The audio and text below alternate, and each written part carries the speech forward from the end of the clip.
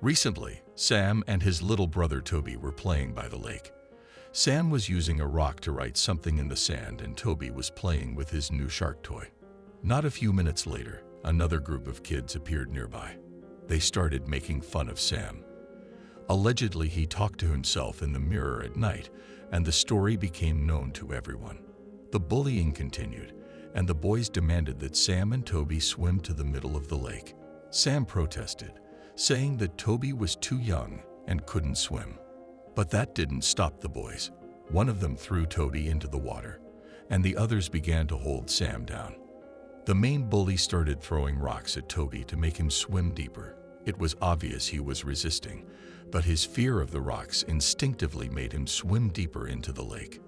Sam tried to break free, but it was all to no avail. Toby didn't get far before he started to go underwater. The bullies were too busy with Sam to pay attention to him. Sam felt a rush of adrenaline.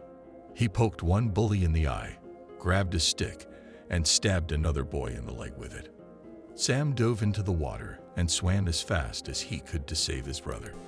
By this time, Toby had already gone under. He could not be seen in the dark, murky water. Sam frantically searched for Toby.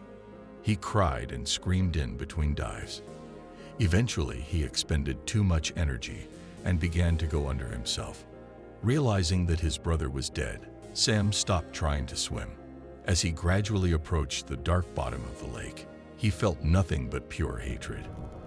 As he sank deeper and deeper, the water seeped into his body, and his lungs began to collapse. It is believed that his last thoughts were to say that he was willing to give up everything to get revenge. Soon after, the disappearances of people began. The town was already in mourning over the deaths of the two boys. The bullies manipulated the story and said it was a terrible accident without asking any questions. It wasn't long before the children began to tell that they had seen a certain creature in the night. The creature supposedly had pale and constantly moist skin. There were no features on its face except for an abnormally large mouth from which came a constant mumbling. One of the hooligans was quickly found dead, pierced with dozens of sticks. The other was found dead in the lake. He had been tied to a rock and drowned. His eyes had been gouged out. The last bully and his family soon moved out of Casper. Knowledgeable people say the creature is a reincarnated Sam Fuller, that he made a deal with the devil to return at the cost of his soul. That was the price he was willing to pay to get revenge. Rumor had it that there were 3 signs that he was coming for you. First, you will be left with a toy in a strange place, giving it a deeper meaning. Next, he'll carve a message into the stone. And finally, 24 hours before he dies, he'll let you see yourself in a mirror. The psychic effect he had on you seemed to be his main weapon. The people of the town weren't too concerned about him going after bullies. They made excuses for him, but it didn't stop there. People from the grassroots started disappearing. Rioting teenagers were next, and then children. Eventually, anyone who did anything the creature didn't like became a target. In the annals of Casper lore, an unspoken pact emerged, dictating the prerequisites for solitude. A nocturnal visit to the lake's edge was deemed reckless, while the hurling of stones was sternly admonished. Above all, one must refrain from maligning the memories of Sam and Toby Fuller, a duo forever enshrined in local legend. With these precepts firmly established, tranquility gradually reclaimed the town. The haunting shadow of Sam Fuller's purported vendetta lingered, with Verona White being the latest whispered victim. Forgive the imposition of these stringent guidelines, but they underpin the essence of our town's ethos. Having spent years abroad, I've only recently returned, missing the pivotal events that shaped Casper's narrative. Upon my return, I resolved to rekindle lost connections. Settling into the ancestral cabin, I undertook the arduous task of refurbishing the dilapidated shed, a laborious endeavor that demanded attention. Within its confines, I stumbled upon a forgotten bottle of vodka, promptly discarding its contents for a more fitting alternative. After a week of dedicated effort, my task was accomplished. With obligations fulfilled, I sought to reconnect with an old comrade. It had been an eternity since Mark, and I last embarked on a fishing excursion, and the time had come to rectify that. Arriving at the lake's edge in the pre-dawn hours, anticipation waned as the minutes stretched into an interminable wait.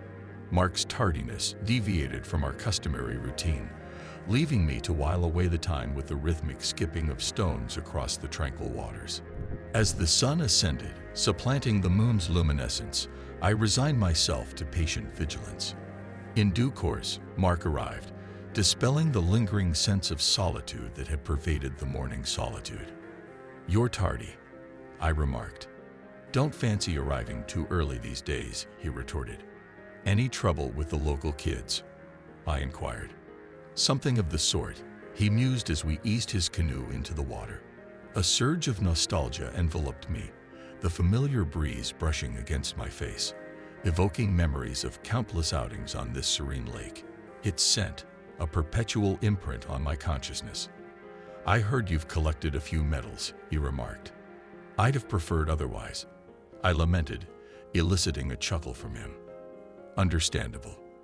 The hours passed swiftly as we indulged in conversation and immersed ourselves in nature's embrace.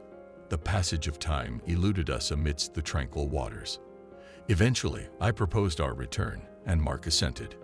In a clumsy attempt to reposition myself, I stumbled over the rods, inadvertently propelling Mark into the water. Initially, laughter escaped my lips, but Mark's panicked screams shattered the tranquility. "It was an accident, I swear," I pleaded, extending my hand towards him. His response was unexpected.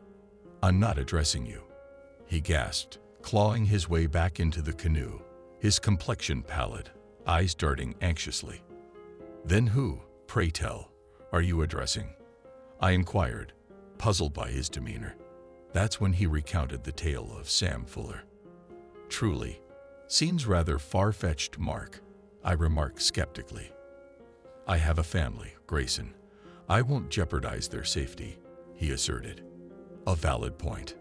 Upon reaching shore, we bid farewell. Casting a final glance at the tranquil lake, I couldn't help but chuckle inwardly at the notion of Sam Fuller, the alleged lake entity. Returning to my truck, I resolved to don my hiking boots in preparation for a later excursion. Retrieving them from my backpack, I began to outfit myself for the journey ahead. As I did so, my right foot met some resistance. There was something inside. I pulled it out. A shark toy. What the hell? I pondered what this could be. Oh, I see. I was being messed with. A shark in my boot. A predator was afoot. Talk about on the nose. I laughed it off and went on my way. I placed the toy in the passenger seat of my truck. I called up my old flame Molly to join my hike. It'd been forever since we'd seen each other, and she had always loved hiking. We spent the day laughing away at all the good times we'd had. It was really good seeing her again. I dropped her off at home and kissed her goodbye. It had been a great day. That night I had trouble sleeping. There were these loud scraping sounds outside. For the life of me, I couldn't figure out where they were coming from. The old cabin didn't have any neighbors in close proximity. When I awoke the next morning, I got my answer. Something had been carved into the pavement. It was the word next. Well, that's just perfect. If Sam Fuller was real, he worked quickly. If he pops up in my mirror, I know exactly what I'm going to do. Hand him a bill for this shit. The rest of the day went by without incident. I bought some ammo and put it next to the gun rack in the shed, just in case. Before I knew it, the sun had come and gone. I was brushing my teeth when I noticed something out of the corner of my eye. My eyes darted in that direction, and I saw a glimpse of something horrifying. In an instant, it was out of sight, but the details have been seared into my brain. The pale gray skin, dripping with water. The absence of facial features except the mouth. That disgusting mouth, extending the entire width of the face, each part of it moving autonomously, as if it were a combination of different mouths, each trying to tell its own story, bending unnaturally to do so. I gently left the bathroom and surveyed my surroundings. There wasn't anyone there. I looked down to my left and noticed that some of the carpet had darkened. It was wet. So he was real. The rest of the story must be true then as well. He'd be coming for my life in 24 hours. For the first time, fear had begun to creep in. It was really hitting me now. I was going to be hunted by an entity of unknown strength and ability. It's quite possible that this was my last night on this planet. I had to ask myself an important question. If this is it for me, how do I want to spend my last day? All night long, I tossed and turned and pondered the answers to that question. The next morning, I woke up around 6 a.m. I had about 16 hours to live. Despite all the tossing and turning, I realized that deep down I was really a simple person. I didn't have many desires. Upon waking up, I went fishing on the lake again to calm my nerves. By the time I got out on the lake, I still had 10 hours left. I drove around town remembering the days of my youth and all the good times I had spent in Casper. I had 8 hours left. I drove to the firing range to check to see how rusty I was.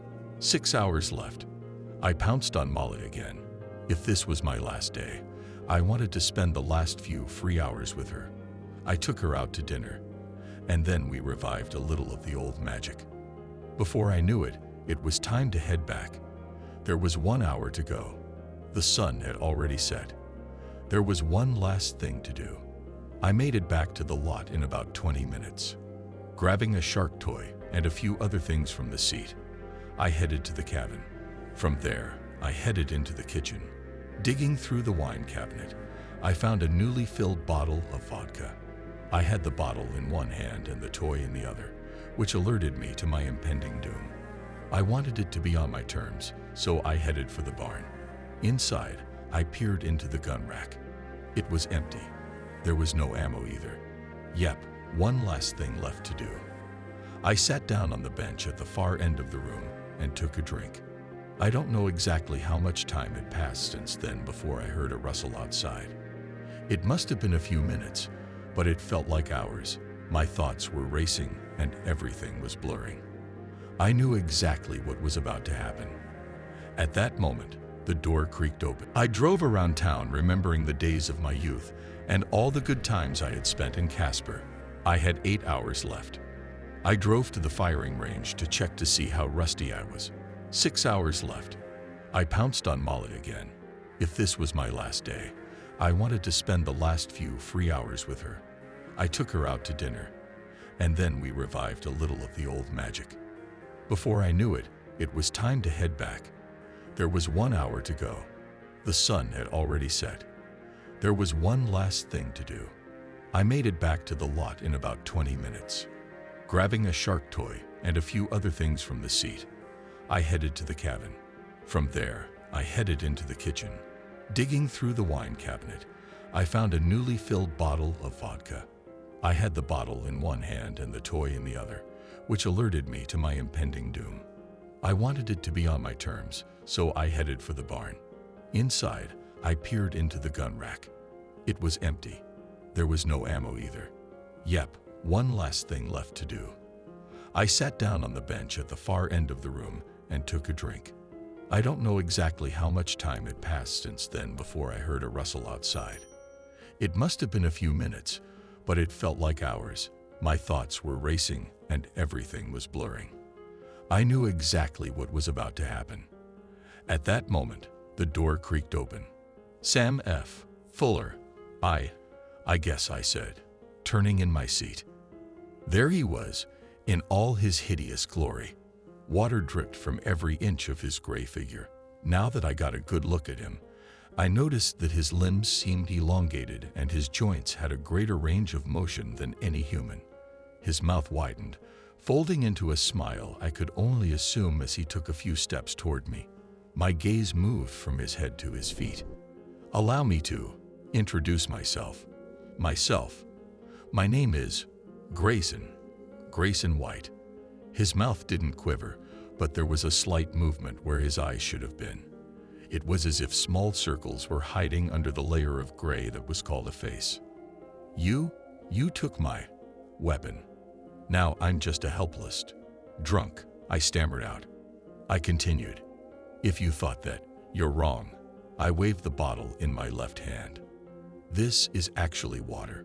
"I've been waiting for you, you piece of shit." I instantly threw the toy I held in my right hand to the left of the creature, piercing the wall and hitting the button painted white. The floor beneath Sam sagged, and he fell. I slowly walked over to the rectangular hole in the floor and looked down. Sam lay there, his body massively pierced with sharpened silver spikes. He let out a grotesque howl as pus came out of his many piercing wounds. I don't know the state of your consciousness or awareness. Therefore, I do not know if you understand me or not, but like you, I have tragically lost a sibling. I pulled out of my pocket another item I had taken from the car, a remote control. It had 3 buttons on it, arranged vertically in the middle. I pressed the top button. More spikes flew out horizontally, piercing him and dissecting his form. I realized from the screams that despite being ripped and torn apart, he was still alive. Good. Like you, unwilling to do anything for revenge. I pressed the middle button on the remote, and sprinklers rained down on the pit from above.